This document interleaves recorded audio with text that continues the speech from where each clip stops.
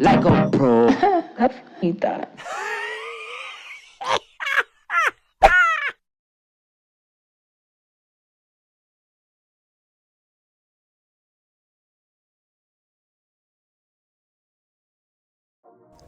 Hey guys, and welcome back to Brandi Beauty TV. Look, y'all, so today my client, Miss Charlene, traveled way from good old South Carolina to come and receive a color correction by me.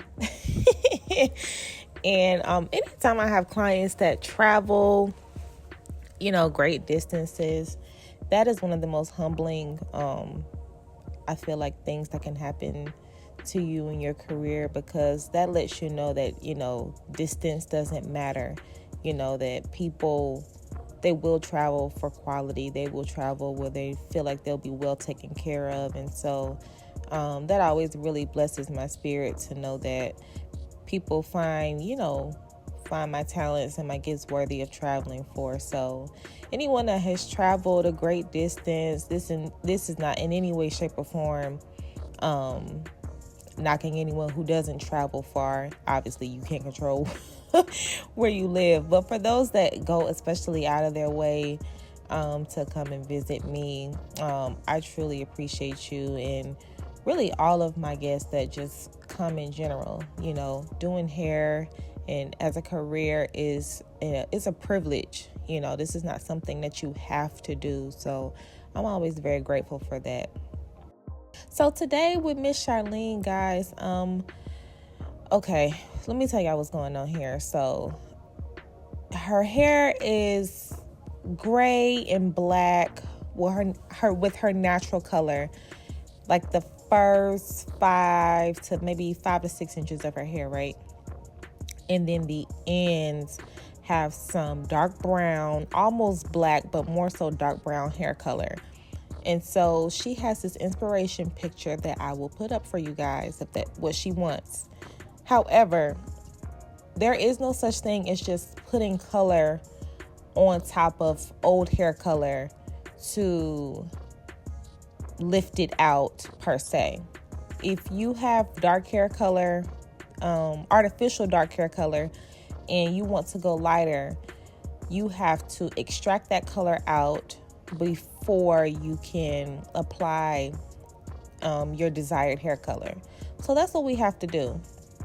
So we have a bit of a challenge on our hands. So this would be in the category of a color correction, and let me tell you why. Because anytime you have to do multiple processes, or something is not streamlined, if the process isn't going to be streamlined, there isn't consecutive 1, 2, 3, 4, 5, 6, it's not clockwork. Anytime you have to modify any steps, take 10 steps back to go 3 steps forward. I'm kind of using analogies here, but I feel like you all get what I'm saying. That's when you start stepping into color correction territories. And so that's what we're doing. So I'm having to extract all of the color out on her ends first. Before we can do anything, we have to lift all of that out to get it to a decent level. And so my target level I was satisfied with was going to be a level 7, kind of 8-ish. I knew if we got it to that point, then that would be a great starting point, because she does want highlights. And so if we go low and slow and take our time and extract that color very gently, we'll be able to have a little bit more room to play with, and we can get her closer to her target color safely without compromising the integrity of her hair. So for the formula, on the ends, the dark brown ends that I'm wrapping in foils right now, I use Matrix 10 volume developer and their pre-bonded lightener, and I'm wrapping it in foils because I do need to accelerate it just a little bit. But again, we're using 10 volume because anything higher is going to lessen our chances of being able to manipulate it later on in this session. So we want to make sure that we take our time, do everything nice and slow and gently, and then that we'll see what we're working with. And so after this process, I then rinsed her only. I did not shampoo her, just rinsed, and then I sprayed her with the Matrix Instacure, which is a B5 kind of protein filling treatment. And so any little areas in her hair that may have had a little bit of damage from Lightener, and of course these things are microscopic, right? So this is not even to say that her hair was damaged, but in case it is, I used it as kind of like insurance for her hair. So whatever step that we did next, she will be well taken care of. So I let this process, rinsed it out, sprayed with Instacure, and then we came up with this here. So you see, we lifted all the dark brown out, and you see this red underlying pigment here that's in her hair. This is the effects of dark hair color, and this is why I urge people to be careful when you douse your hair in anything dark brown, jet blacks that is artificial pigment, especially box color, because it's difficult to extract. And guys, it all depends on the person. Everybody ain't able to come back from dark hair color. You know, some people just have to live with that and stay like that. So, you know, or grow it out, cut it out. You know, there's everybody's hair cannot handle a color correction of extracting dark hair color. It's just not possible for every single person, especially if your hair is already weak and fragile and porous, needs, you know, trimming, needs a haircut. It's just so many variables that go into place with that. However, Miss Charlene, that wasn't the case for her. We were successful, and so now we're moving on to phase 2 of this color correction. Okay, guys, so now we are on to the base color portion of this color correction, and I am using Matrix 7M and 5M. That's M as in, what's an M word? Moose. I'm using 7M and 5M with, let me see, did I use 20 volume or 10 volume? Let's check and see. Okay, I used 10 volume. Use 10 volume for the roots. It's pretty much just a deposit only. And the reason why I was able to do 10 volume instead of 20 volume is because of her hair texture. Being that her hair and her gray is not extremely coarse, that 10 volume worked just fine. Guys, this stuff can get extremely scientific and very, very technical, okay? You can switch your developers depending on texture, porosity. I mean, it's just so many things that go into place in terms of picking what'll be best for the individual. So using that 10 volume, and the only reason why I used the 7M and 5M equal parts is because I didn't have a 6M on hand. But hey, if you know math, you know that you can mix up different hair colors and different levels and create just about anything in between. So using that 7M and 5M gave me a 6M. The 10 volume allowed it to process really gently. And I wanted to do that first because when you are dealing with gray coverage, you want to make sure that you get maximum deposit. And it needs to stay on there for a pretty much about 30 to 35 minutes for it to get a really, really, really good solid deposit so that you don't have hollow points in the hair. Because once you go to blow dry it and flat iron it, all those imperfections do wind up showing. So to prohibit that, I decided to do that first and then go in and highlight last. So I'm going to show you all this quadrant of how I am going to finish the rest of this correction. So alternating panels, alternating weaves, I am going to wrap some using Lightener. For the back, I use 10 volume and the pre-bonded Lightener. And then I alternated the base color that I used, that 7M and 5M with that 10 volume. I would weave out some, put the highlights on top, and then I would apply the base color on the bottom. So you see we already have the roots processing, so we don't have to worry about any hollow points. That has already pretty much processed to its max. So that's an excellent thing when you're working with this type of situation. And then on the, lost my train of thought here. Towards the front, I used 20 volume and pre-bonded lightener because the back was already processing. So in order to get it even lift across the entire head and everything to process at the same rate, you can sometimes bump up your developer so that you don't have to sit around and wait. Otherwise, the back would have got too light. And so this would allow me to be able to rinse everything off pretty much at the same time without having to wait for it. So again, alternating using a wide stitch because she does want to be dimensional. But she also kind of still wants to be blended at the same time because she does have grays that she's concerned about. So we want to make sure that when her gray does start to grow back in, that she has these highlights here to diffuse it.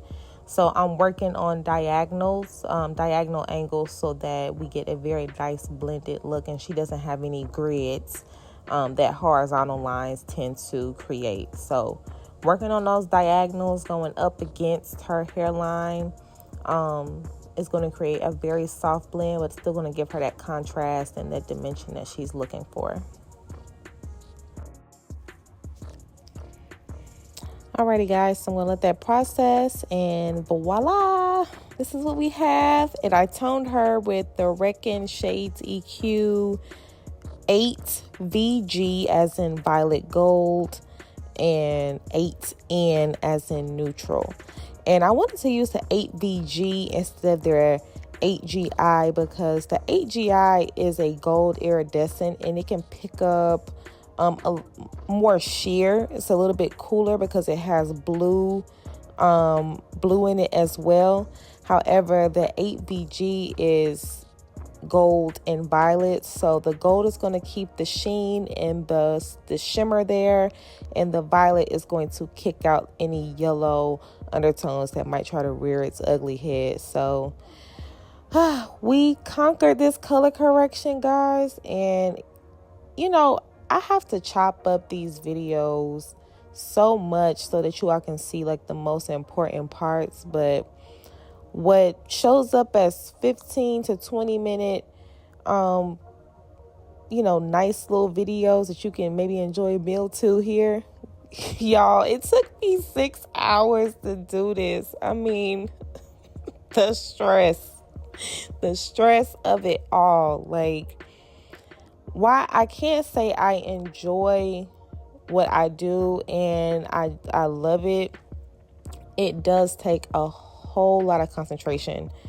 And you have to be in the moment in this, especially when you're working with color corrections.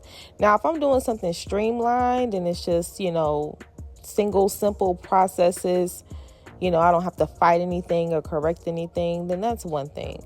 But when you're working with any type of corrective work, you have to be all in it. You have to be paying attention at all times. You can't step away because anything can go wrong and you'll miss it, so you have to be attentive. And so this was 6 hours of just labor. But again, it's so easy to do it when you have pleasant clients you're working with and they already understand that, hey, you're going to have to pack a lunch, or we might have to order some Grubhub or some DoorDash while you're here because you're going to be with me all day if, we want to get to our target color. But Miss Charlene understood that, and she was a trooper.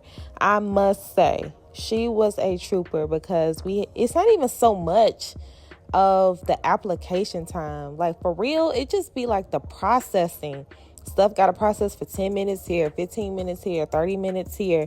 By the time you know it, 2-3 hours then went by. And you like, dang, we ain't even reached the halfway point yet, because in between the color processing, you also have to treat the hair too so that you keep it strong and it can take it for the next process. And sometimes, that's not always the case.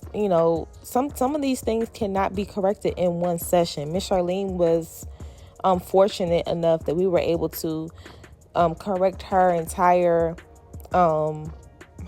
head with just in one session. But sometimes people have to come back in 2 sessions or have to be broken up in 3 sessions because The hair just can't take it, and you'll know when the hair starts to give out, and you don't want it to get to the point where it's just too weak to do anything else too. But sometimes it's necessary to break it up over time so that you can let the hair repair itself and build itself back up, because hair will do that. It does have a way of repairing itself.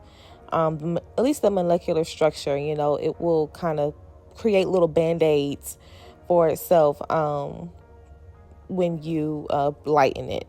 So I'm so happy Miss Charlene color turned out beautiful.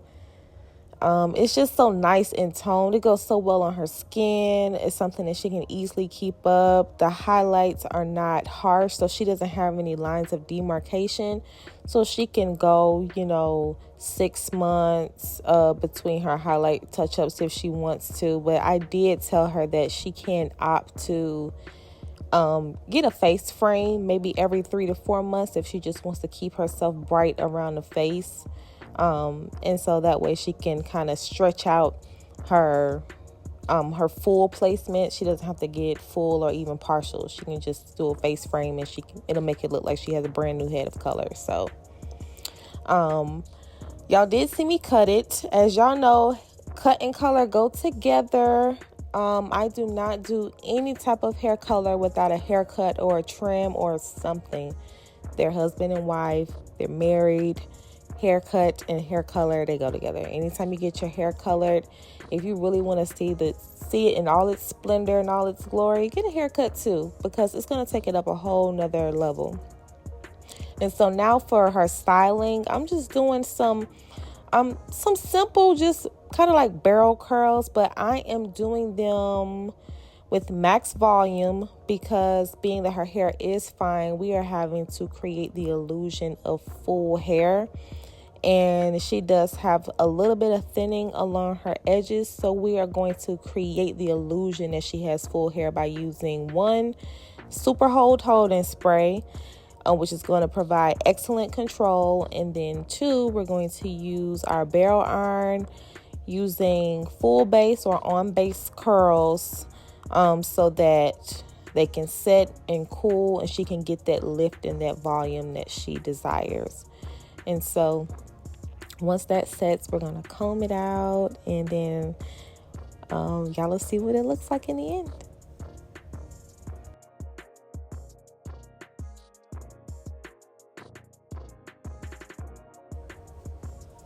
Okay, guys, so we are done with Miss Charlene's style and hair color, and I just love when everything comes together in the end and everything just kind of starts, you get the full picture. That is just it's such a moment when we reach that point, because I'm just like, like I can breathe. Oh Lord, like, we did it. We made it to the finish line.